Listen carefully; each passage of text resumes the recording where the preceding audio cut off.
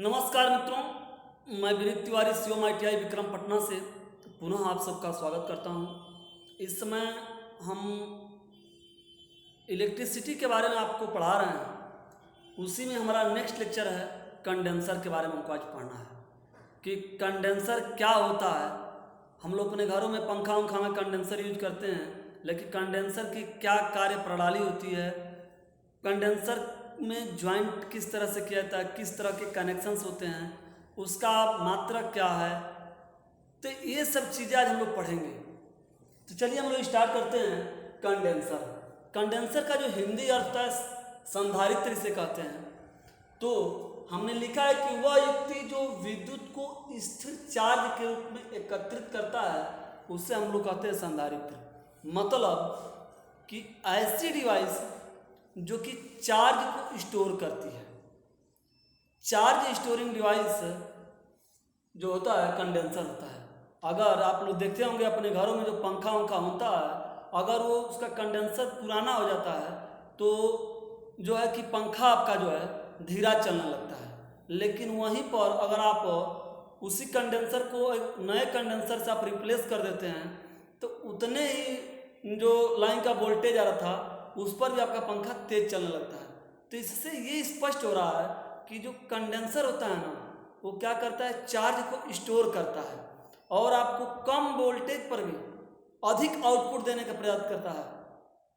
अब हम बात करते हैं इसका मात्रक क्या है। इसका मात्रक होता है फैराड और इसको हम लोग इस चिन्ह से प्रदर्शित करते हैं।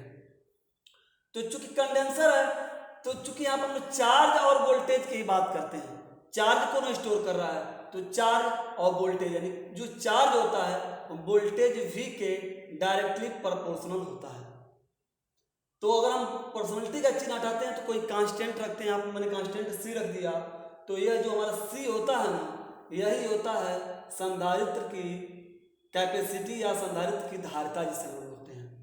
और एक फैरेड जो होता है वो 10⁻6 माइक्रो फैरेड या 10⁻12 पिको फैरेड के बराबर होता है। कल आपको हम बताए थे कि प्रतिरोधों का संयोजन किस तरीके से करते हैं। जिस तरीके से प्रतिरोधों का संयोजन होता है सीरीज में, पैरेलल में और कंबाइंड में, उसी तरह से संधारित्र जो हैं उनका भी कॉम्बिनेशन होता है। तो संधारित्र के संयोजन में हम पहले बात करते हैं सीरीज कनेक्शन की।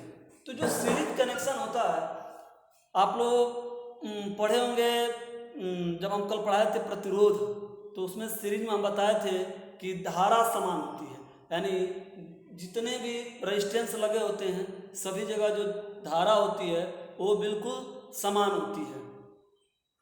तो सिमिलरली जो संधारित्र होता है इसमें जो चार्ज होता है, चार्ज जो है हर जगह सभी जगह इक्वल होता है। हर संधारित्र पे जो कंडेंसर लगा सभी जगह जो इक्वल चार्ज जो है प्रवाहित होता है।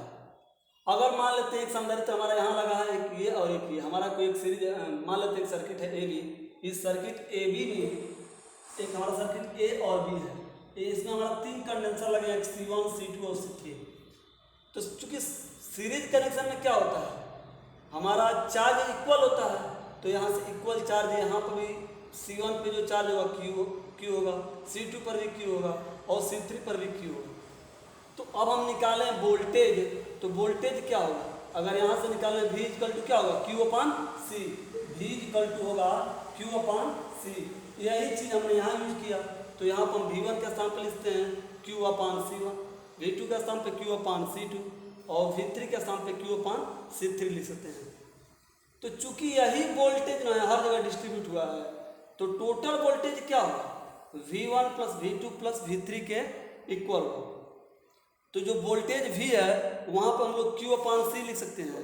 Q/C लिखा मैंने, V1 के स्थान पे Q/C1 लिखा और V2 के स्थान पे Q/C2 लिखे और V3 के स्थान पे Q/C3 लिखे। अब देखें हम तो Q जो है सभी जगह से कट जा रहा है, तो हमारा निकल के आएगा 1/C = 1/C1 + 1/C2 + 1/C3। अगर हमारे पास जो संधारित्र हो केवल 2 ही हो, कंडेंसर हम 2 ही कंडेंसर का यूज करते हैं, तो अगर वहाँ पे तब वहाँ पे क्या होगा, C3 की वैल्यू 0 हो जाएगी। C3 की वैल्यू हम 0 कर दे रहे हैं, तो 1/C इक्वल टू आएगा 1/C1 प्लस 1/C2।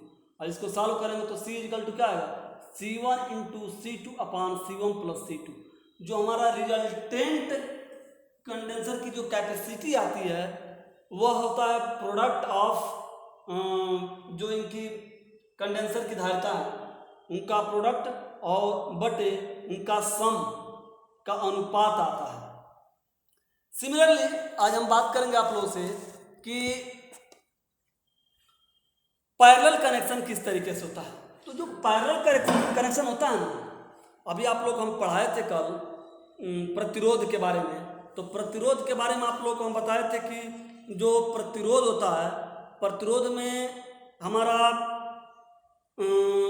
जो पैरेलल कनेक्शन होता है उसमें वोल्टेज समान होता है। तो सिमिलरली इसमें भी जो है वोल्टेज समान है। तो कहेंगे सर कि डिस्ट्रीब्यूट क्या हुआ, तो वहाँ धारा डिस्ट्रीब्यूट हो रही थी, तो यहाँ पर क्या होगा, चार्ज यहाँ तो Q आएगा, लेकिन यहाँ पर जो है यह डिस्ट्रीब्यूट हो जाएगा, Q1 Q2 और Q3 में डिस्ट्रीब्यूट हो गया। ठीक, तो हम टोटल चार्ज इक्वल टू लिख सकते हैं, Q इक्वल टू लिखते हैं Q1 plus Q2 plus Q3। तो Q के स्थान पर हम लिखते हैं C भी, यहाँ C1 भी प्लस C2 भी प्लस C3 भी लिख सकते हैं। सभी जगह से भी को हम कामा लेकर काट दिए तो C इक्वल टू आएगा C1 plus C2 plus C3। यानी कितना भी कंडेंसर दिया हो, अगर वो पैरेलल में कनेक्टेड है तो उनका जो रिजल्टेंट आता है, रिजल्टेंट जो कैपेसिटी आती है उनके सम के इक्वल आता है। तो आप ये देख रहे हैं कि इनका जो कनेक्शन का जो फार्मूला आ रहा है, जो हमारा प्रतिरोध था, रेजिस्टेंस था, उसके जस्ट अपोजिट आ रहा है। तो इस पर थोड़ा ध्यान दीजिएगा, इस पर क्वेश्चन वगैरह भी पूछता है न्यूमेरिकल वाला।